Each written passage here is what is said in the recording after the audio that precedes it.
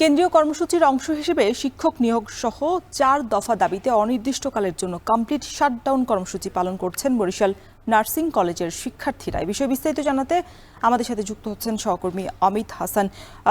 অমিত, এই শাটডাউনের বিষয়ে সমস্যা সমাধান যে বিষয়টা আছে সেটা সংশ্লিষ্টরা আসলে কোনো উদ্যোগ নিয়েছেন কিনা?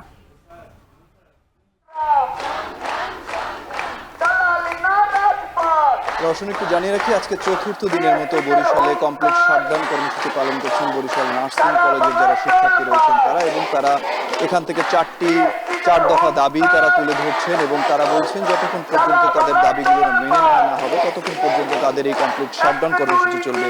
এবং আরেকটু জানিয়ে রাখি যে এ বিষয়ে পরিবার কল্যাণ মন্ত্রণালয়ের যে নার্সিং বিভাগ রয়েছে সেখানে গত বৃহস্পতিবার একটি বৈঠক হয়েছে, সেখান থেকে কোনো নির্দেশনা এখন পর্যন্ত আসেনি, তবে একটি বৈঠক হয়েছে।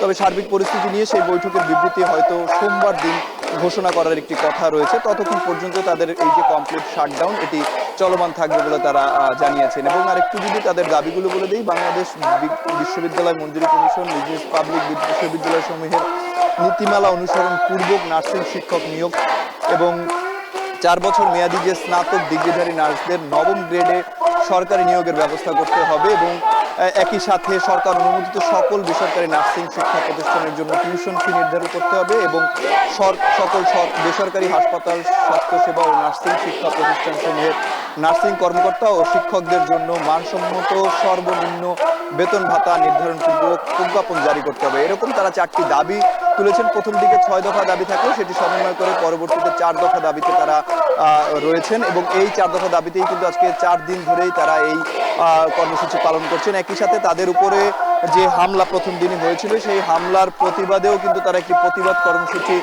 করে যাচ্ছেন সেই 4 দিন ধরেই, এবং তারা বলছেন যে তাদের 4 দফার পাশাপাশি তাদের উপর যে হামলা হয়েছে সেই হামলার বিষয়েও কিন্তু একটি নির্দেশনা আসতে হবে, না হয় তারা এই যে অবস্থান কর্মসূচি কিংবা কমপ্লিট শাটডাউন সেটি চলমান রাখবে বলে আমাদেরকে জানিয়েছেন। এবং সবশেষ যদি সোমবার আসলে কোনো নির্দেশনা না আসে তাদের এই কর্মসূচি চালিয়ে যাওয়ার তারা হুঁশিয়ার দিয়েছেন এবং তারা চাচ্ছেন যে খুব দ্রুত সময়ের মধ্যে তাদের যে দাবি সেগুলো মেনে নেওয়া হোক এবং তারা ক্লাসরুমে ফিরে যাবেন। তো বরিশাল থেকে এই ছিল আমার কাছে সর্বশেষ। দর্শক।